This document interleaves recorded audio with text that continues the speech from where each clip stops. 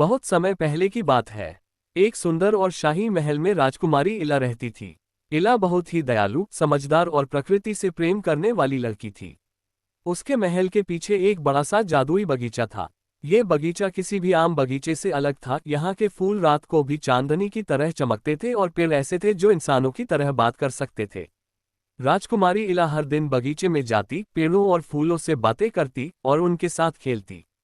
बगीचा उसके लिए सिर्फ एक जगह नहीं, बल्कि उसका सबसे प्यारा दोस्त था। एक दिन अचानक बगीचा सूखने लगा। फूल मुरझाने लगे, पेड़ बेजान दिखने लगे और चमक भी खत्म हो गई। राजकुमारी बहुत दुखी हुई। उसने अपनी माँ से पूछा, माँ, हमारा प्यारा बगीचा क्यों सूख रहा है? रानी ने समझाया। ये बगीचा जादुई है। इसे बचाने के लिए हमें कुछ खास जादुई तत्व चाहिए होंगे। राजकुमारी इला ने ठाना कि वह बगीचे को बचाएगी, चाहे कुछ भी हो जाए। इला ने महल के बड़े से कमरे में जाकर अपने दोस्त जादूगर अमन से मदद मांगी।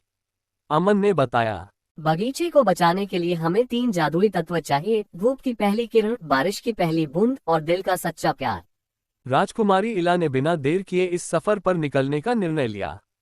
इला ने सबसे पहले धूप की पहली किरण पाने के लिए सबसे ऊंचे पहाड़ की चढ़ाई शुरू की। रास्ता बहुत कठिन था, पत्थर ढह रहे थे, तेज हवा चल रही थी, लेकिन इला ने हार नहीं मानी।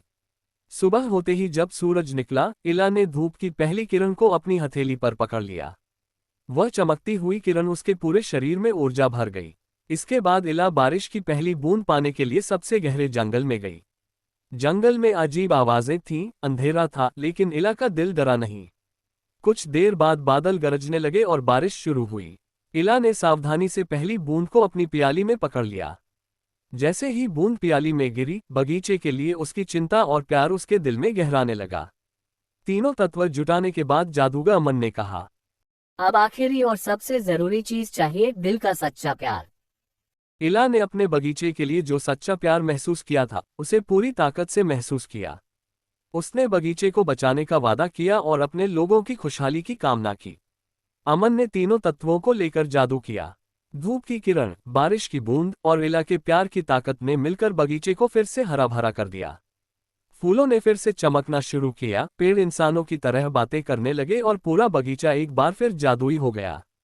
राजकुमारी इला और पूरा राज्य खुश था।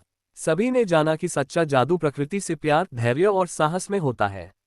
इस कहानी से हमें जो सबसे महत्वपूर्ण सीख मिलती है, वो ये है: प्रकृति से प्यार और देखभाल सबसे बड़ी ताकत है। धैर्य और साहस से हर मुश्किल आसान हो जाती है। सच्चा जादू हमारे दिल की अच्छाई और सच्चाई में छुपा होता है।